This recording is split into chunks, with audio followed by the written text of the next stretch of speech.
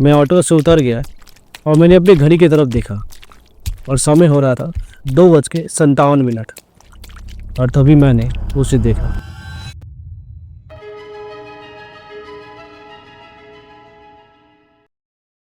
कोलकाता का एक bus stop जो दिन में बिल्कुल नॉर्मल लगता है, लेकिन रात के 3 बजे ये एक ऐसे सफ़र का पहला स्टेशन बन जाता है जहाँ से लौट कर अब तक कोई नहीं आया।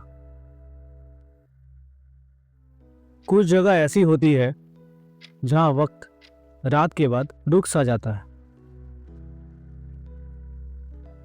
और फिर शुरू होता है एक और ही वक्त, एक ऐसा वक्त जो जिंदा लोगों के लिए नहीं होता। मेरा नाम राजीव शर्मा है। मैं एक मैकेनिकल इंजीनियर हूँ, मशीन्स डिज़ाइन करता हूँ, नए आइडियाज़ बनाता हूँ। लेकिन रात के 3 बजे मैंने एक ऐसी मशीन देखी जो इंसान ने नहीं बनाई थी। इंडस्ट्रियल जोन के एक कोने पर एक चाय का ठेला था। हवा में चाय पत्ती और जली हुई डीजल की स्मेल मिक्स हो गई थी।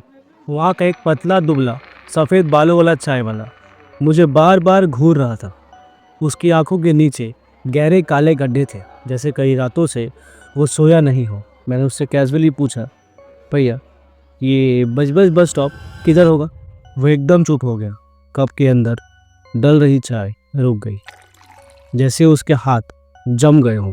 उसने मेरी तरफ देखा और धीरे से बोला, बाबू तुम इंजीनियर लगते हो, मशीन समझते हो, उनका राज पकड़ लेते हो। और एक मशीन ऐसी है जो इंसान ने नहीं बनाई है और उसे तो कभी नहीं समझ पाओगे। मैंने अपने मन में सोचा, शायद ये बूढ़ा पागल हो गया है और मुझे डराने की कोशिश कर रहा है। लेकिन उसकी आंखों में जो खौफ था वो मेरी हंसी को बिल्कुल ठंडा कर गया। उसने अपना गला साफ करते हुए बोला, रात के 3 बजे बजबज बस स्टॉप के आसपास मत जा। वो बस आज भी चलती है और उसके मुसाफिर कभी लौट कर नहीं आते। जो उस बस में चढ़ जाता है वो बस एक और कहानी बन जाता है। उसके बाद वो चाय वाला बिल्कुल शांत हो गया। सिर्फ उसकी आंखें मुझे देख रही थी, जैसे उसने ऑलरेडी डिसाइड कर लिया हो कि मैं भी एक दिन उसी बस का पैसेंजर बनूंगा। उस रात जब मैं बजबज बस स्टॉप के पास पहुंचा, मेरा ऑटो ड्राइवर रुक गया। मैंने उससे बोला, भाई स्टॉप तक तो ले चलो। वो एकदम घबरा गया, स्टीयरिंग घुमाते हुए बोला, भाई मैं उस साइड नहीं जाता और रात के इस वक्त वहाँ कोई नहीं जाएगा। उसकी आंखों में जो खौफ था उसने मेरी क्यूरियोसिटी को और भी भड़का दिया। मैं ऑटो से उतर गया और मैंने अपनी घड़ी की तरफ देखा और समय हो रहा था 2:57 और तभी मैंने उसे देखा। एक पुरानी बस, उसका पेंट पूरा उतर गया था, जैसे किसी ने उसकी पहली ज़िंदगी को छीन लिया। उस बस का कलर था डल येलो, लेकिन जंग और मिट्टी ने उसे ब्राउन बना दिया। ऊपर एक चलता हुआ बोर्ड था।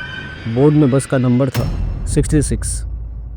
बस का इंजन चल तो रहा था, लेकिन आवाज़ एकदम अजीब थी। ना इलेक्ट्रिक हमिंग, बल्कि एक अजीब सी आवाज़ आ रही थी, जिससे उसके इंजन के अंदर पानी भर गया। ड्राइवर के साइड से एक बूढ़ा कंडक्टर नीचे झुककर मुझे देख रहा था।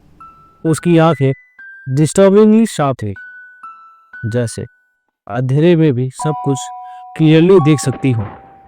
और उसके चेहरे पर एक अजीब सी मुस्कान थी। वो हाथ हिलाकर मुझे बुलाने लगा।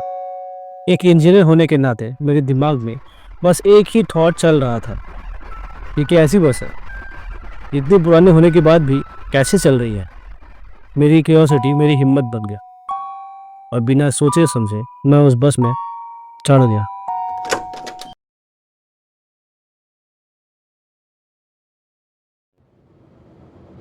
जब मैंने बस का दरवाज़ा खोला, एक ठंडी हवा मेरे चेहरे से टकराई। वो ठंड नॉर्मल नहीं थी, जैसे अंदर कोई फ्रीज़र चल रहा हो। मेरी सांस एक पल के लिए रुक गई। अंदर का एटमॉस्फेयर अजीब था। सीलिंग से पुराने येलो बल्ब लटक रहे थे। लाइट ब्लिंक कर रही थी, जैसे बल्ब मरने से पहले आखिरी सांसें ले रहा हूँ। सीट्स पुरानी लेदर की थी, कहीं फटी हुई, कहीं से स्प्रिंग बाहर निकले हुए। हर जगह से धूल और नमी की स्मेल आ रही थी। पैसेंजर्स सब चुपचाप बैठे थे। कोई खिड़की की तरफ देख रहा था, कोई नीचे देख रहा था, कोई अपना सर नीचे करके था। एक भी इंसान सीधा मेरी तरफ नहीं देख रहा था, लेकिन मुझे फील हो रहा था जैसे सबकी आंखें मुझे ही घूर रही हैं। एक पैसेंजर के कंधे से पानी टपक रहा था, जैसे वो अभी अभी नदी से निकला हो। उसके कपड़े पुराने ज़माने के थे, जैसे वो अभी भी उसी ज़माने में अटका हो। मैं धीरे से कोने वाली सीट पर बैठ गई। सीट से ठंडी हवा मेरे पैरों से टकराई। मेरे इंजीनियर दिमाग ने सोचा, ये एसी की हवा है या कोई लीकेज है, पर बस में तो एसी है ही नहीं। मेरे दिमाग और मेरे दिल में डर बढ़ता जा रहा था। मैंने नोटिस किया खिड़की के बाहर के रोड बिल्कुल अननोन थे।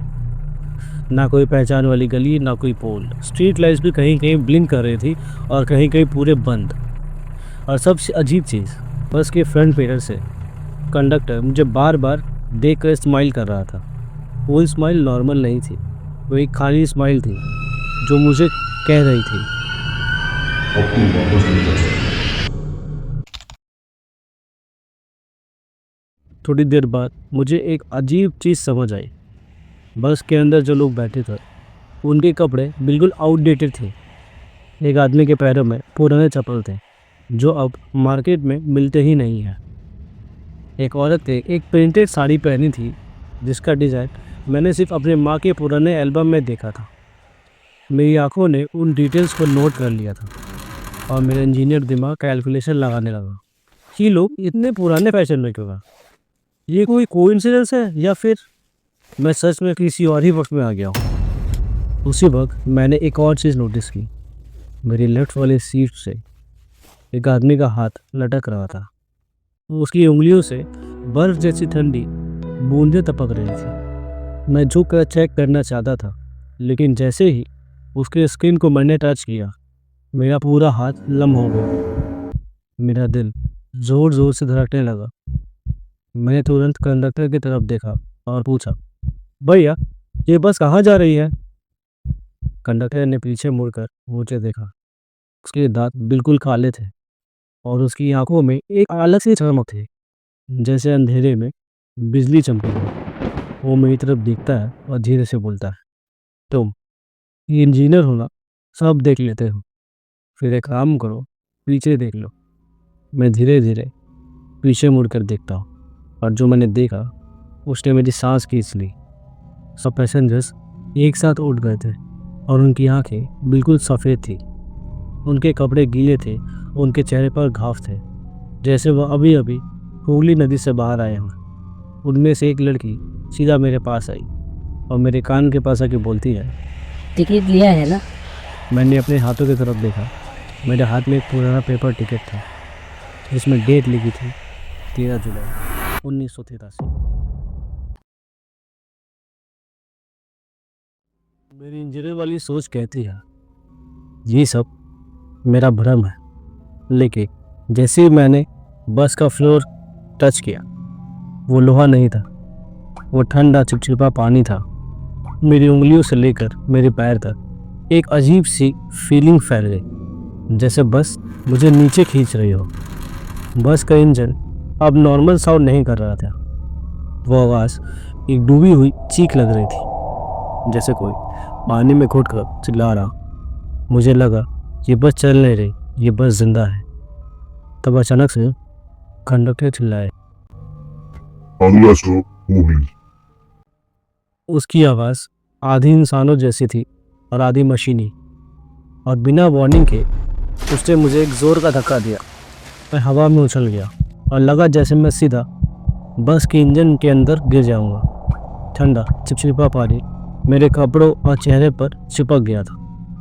मेरी सांस रुक रही थी, दिल तेज धड़क रहा था, और उस पल मुझे समझ आया ये कोई बस नहीं, ये एक लिविंग नाइटमेयर है। फिर सब कुछ धुंधला हो गया। बस की चिल्लाने की आवाज़, अंधेरा, सब कुछ एक साथ मिल गया और दिमाग में एक ही आवाज़ गूंज रही थी, अगला स्टॉप मेरा है। अगला स्टॉप मेरा है। मुझे लगा मैं डूब गया हूँ। पानी बर्फ जैसा ठंडा था।